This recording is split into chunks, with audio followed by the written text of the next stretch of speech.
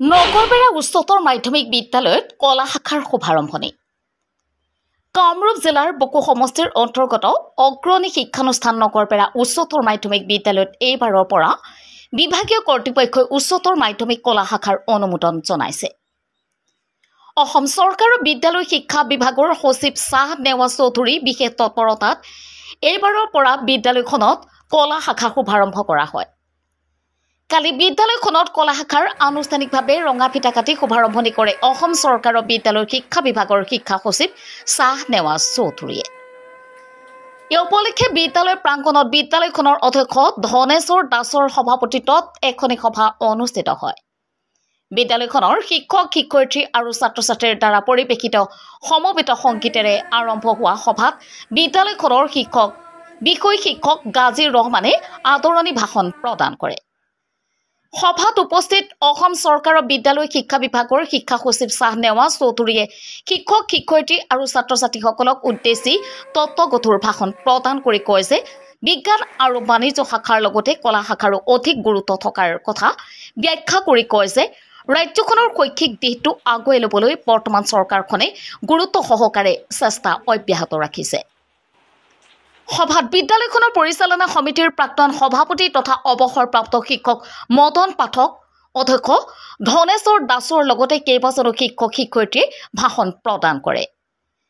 সভাত বিদ্যালয়খনৰ পৰিচালনা সমিতিৰ সভাপতি দীনেশ কলিতা, উপ সভাপতি কন্তৰ্প কলিতা, হেকৰা উচ্চতৰ মাধ্যমিক বিদ্যালয়ৰ ভাৰপ্ৰাপ্ত অধ্যক্ষ নীলকান্ত কম্পৰ, জামলাই উচ্চতৰ মাধ্যমিক বিদ্যালয়ৰ ভাৰপ্ৰাপ্ত প্ৰধান শিক্ষক জাহিদুল ইছলাম, শংকৰদেৱ হাইস্কুলৰ ভাৰপ্ৰাপ্ত প্ৰধান শিক্ষক কুলেন তালুকদাৰ, ডক্টৰ জাকিৰ হুছেইন, উচ্চতৰ মাধ্যমিক বিদ্যালয়ৰ ভাৰপ্ৰাপ্ত অধ্যক্ষ ৰফিকুল হাছান, ফখৰুদ্দিন আলী আহমেদ হাইস্কুলৰ ভাৰপ্ৰাপ্ত প্ৰধান শিক্ষক আলাউদ্দিন আল আমিন, লিবাৰ্টি কমাৰ্চ ইনষ্টিটিউটৰ পৰিচালন সঞ্চালক কাজম আলী প্ৰমুখ্যে কেইবাগৰাকী অৱসৰপ্ৰাপ্ত শিক্ষকৰ লগতে বিদ্যালয়খনৰ শিক্ষক শিক্ষয়িত্ৰী, মাতৃ গোট আৰু একাংশ ছাত্ৰ ছাত্ৰী উপস্থিত থাকে। সভাৰ অন্তত ৰাষ্ট্ৰীয় সংগীত পৰিৱেশন কৰা হয়। উল্লেখ্য যে সভাত উপস্থিত শিক্ষা বিষয়া শাহ নেৱাজ চৌধুৰীক নগৰবেৰা উচ্চতৰ মাধ্যমিক বিদ্যালয়ৰ তৰফৰ পৰা আৰু বিভিন্ন বিদ্যালয়ৰ প্ৰধানে মানপত্ৰ, গামোচা, জাপি আদি বিপুল সম্বৰ্ধনা জনোৱা হয়। News desk report, MT news.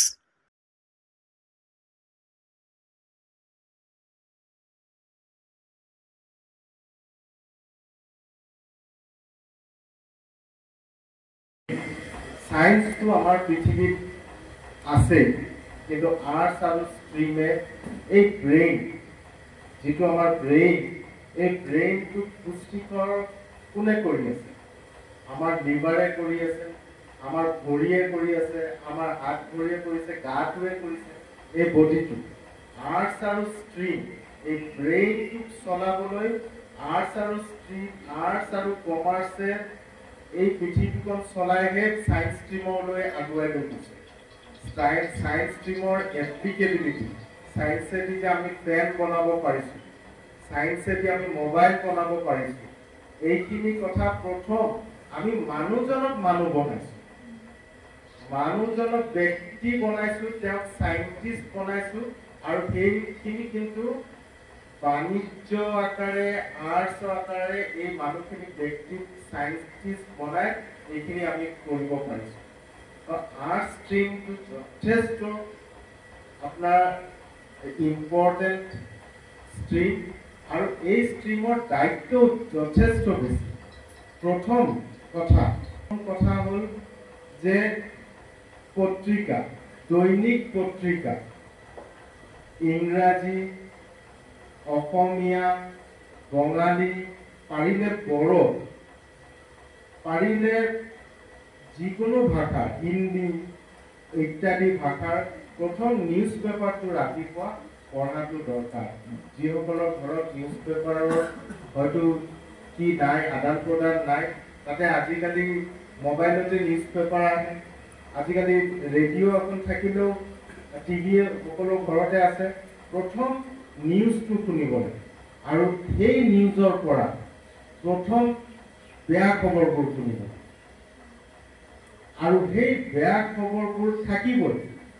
আমুক জায়গাত এক্সিডেন্ট হৈছে, আমুক জায়গাত আমুক মানুহজনে মদ খাই এইটো কাৰ্য কৰিছে, আমুকত এই ঘটনা ঘটিছে, সেই বেয়াৰ পৰা যেতিয়া আমি ভাল শব্দটো উঠাই আনিব পাৰিম, তেতিয়াই আমি ব্যক্তি, মানুহৰ পৰা আমি ব্যক্তি হ'ব পাৰিম। আৰ্ট ষ্ট্ৰীমত জানিবলগীয়া কথা কিতাপৰ বাহিৰেও, কিতাপৰ আমি টেক্সট বুকখন পালোঁ, টেক্সট বুকৰ পিছত কুৱেশ্যন আনচাৰ গাইডো পায় আজিকালি বজাৰত, শ্বৰ্টকাট, পৰীক্ষাৰ আগদিনা পঢ়ি আহিলোঁ, সেইটো আৰ্ট ষ্ট্ৰীমৰ কাম নহয়। আৰ্ট ষ্ট্ৰীমৰ সকলৰ বহুত কথা, যিকোনো কথা এটা যদি তাতে লিখা থাকে,